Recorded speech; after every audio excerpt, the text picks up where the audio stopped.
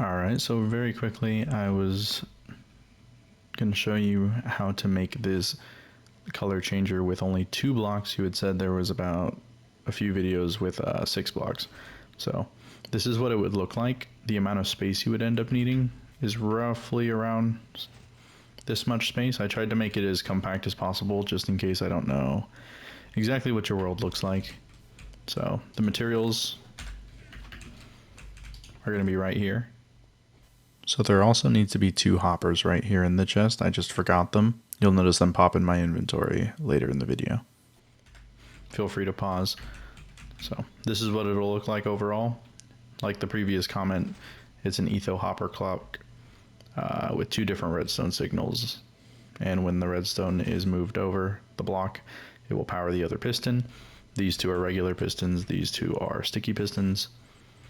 So just to make sure it's easy and understandable to do as well, I'm going to be doing this in survival mode.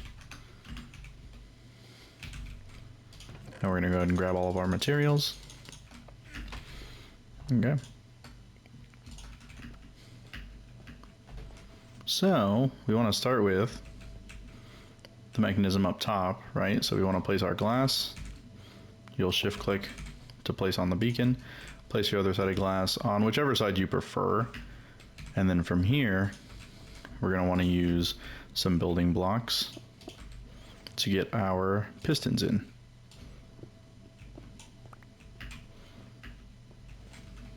And similar on this side. Cool. Now what we want to do is we want to make a pathway for redstone to come down to these pistons. So we're going to do it a little bit like this. We're going to do something like that. Oops, don't need that one. And same thing on the other side. So one there, one there.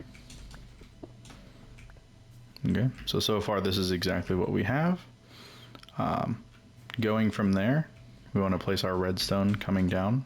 It'll go into the back of the piston, down and into this block.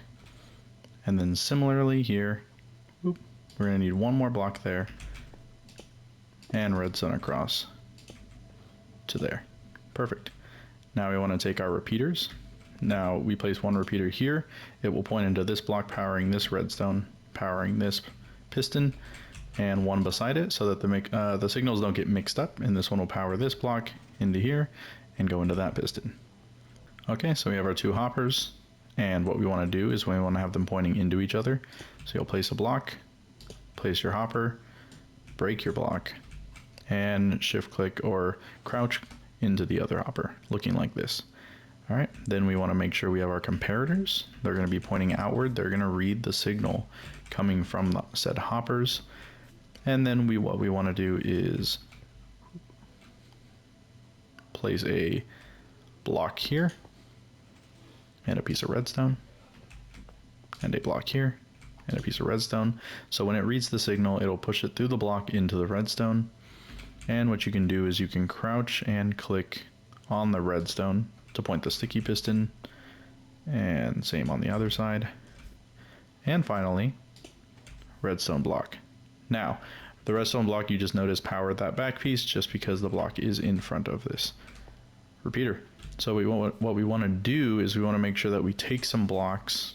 You can use any item or block of your choice. I am going to be taking cobblestone as it's the easiest one to get a hold of. And depending on how many blocks you put in this hopper is how long your hopper clock will work for. So depending on how long you want it to switch back and forth, shorter times I noticed are not going to be very lag friendly, and the light beam doesn't seem to catch up with the update in the blocks. So just keep that in mind if it's on a realm or in your personal world. I was using an example of 16 blocks here. So this is what it would look like at the very end. My favorite colors are purple and blue. And you'll notice it'll take a second, it'll switch, and it'll change again. So I don't know the exact seconds per amount of blocks, but you can play around with it. You can add blocks, you can take blocks out. Yeah, so I hope that helps.